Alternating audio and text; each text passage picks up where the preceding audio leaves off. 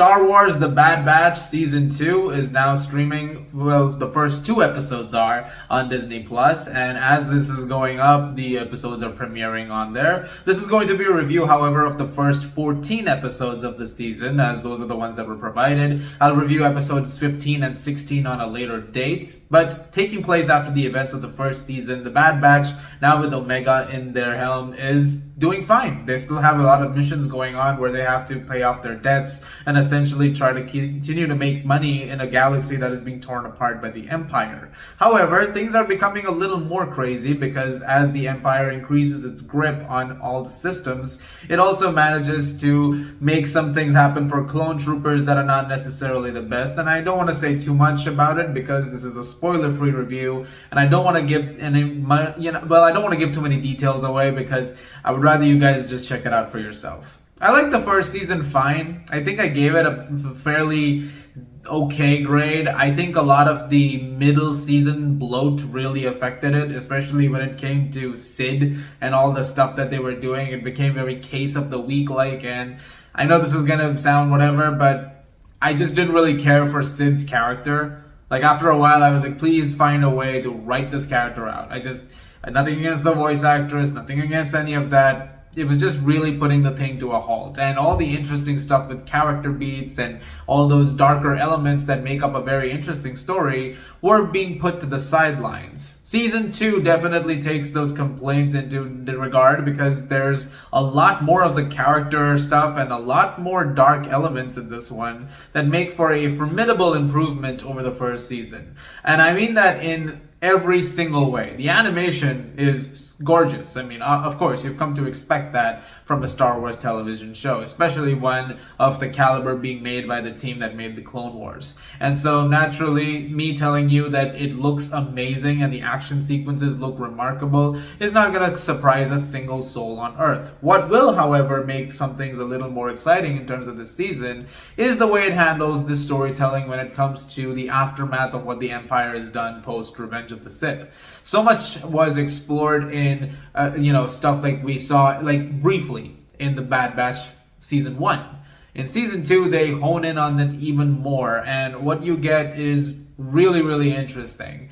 And again, I can't go into spoilers because you don't want to give too much away, but seeing the iron grip that the Empire had for a while over there increase and it start to alter the lives of everyone involved, even the most loyal of soldiers, is honestly quite interesting. And what you get from that is some very poignant storytelling. I don't want to go too much into, again, details, but the stuff that they do with Crosshair, for instance, is really interesting. As you may recall, he's the one trooper who stayed back and he was with the Empire. And again, I'm not going to say too much, but he's in the show. He is in season 2. He's in the marketing. I don't feel like that's giving anything away.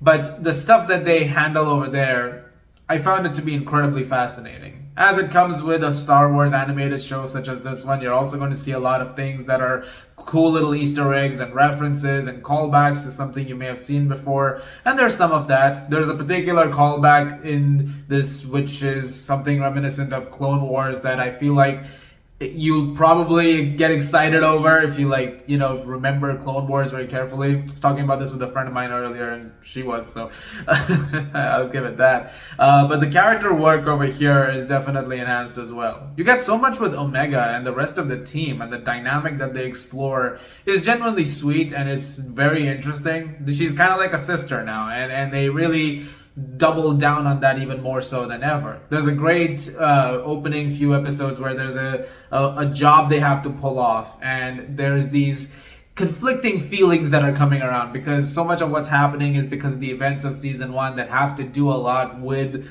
rescuing Omega and who she is. And so they're dealing with that in some very interesting ways, but now it's like, look, let it go. Now this is the life. It's no point in dwelling on what's happened, or what has been said. Now what's important is we keep doing what we're doing right now, and we do it as a unit, we do it as a squad, and it hones in on that really well. You get some great scenes with her and Hunter once again, as well as Echo, and there's a great scene with another character who I don't want to tell you who it is. I feel it's not exactly a spoiler thing. I just don't want you to know who it is. But there is a great scene, and I thought that's great. You know, that character had a very vulnerable moment over there, and I really really like that. The score once again by Kevin Kiner is extraordinary. I mean, this man does not miss. I keep saying that for composers these days. He doesn't miss. He doesn't miss because he doesn't miss. You know, some composers are that good. You gotta give them credit where it's due.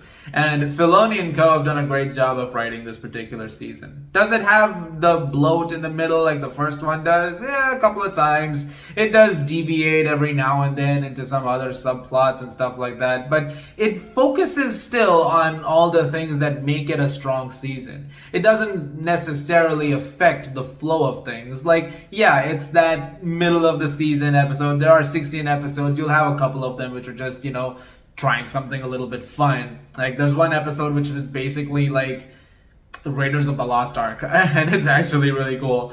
But it like that was fine. It doesn't really add anything to the plot, but it does build on the team dynamic, which is important. So at the end of the day, it still manages to factor into something, even if it doesn't affect the larger plot on display. However, the larger plot is super interesting, and the fact that the show manages to make that more prominent rather than the first season did, I think it works out in its favor. So definitely check out The Bad Batch Season 2 when it airs on Disney+. You can see all of these different story elements come together. Like I said, it gets pretty sinister. There's a few scenes in particular I was like, wow, they went there. That was pretty crazy, And don't let the trailer fool you. The trailer makes it seem a little more childish and fun, which it does have fun moments, but not childish. Like it's a very mature animated show for what it is, and it's very, very enjoyable. Now, I'm not going to give it a grade because it's only the first 14 episodes, so I will review 15 and 16 as and when I get the chance to do that,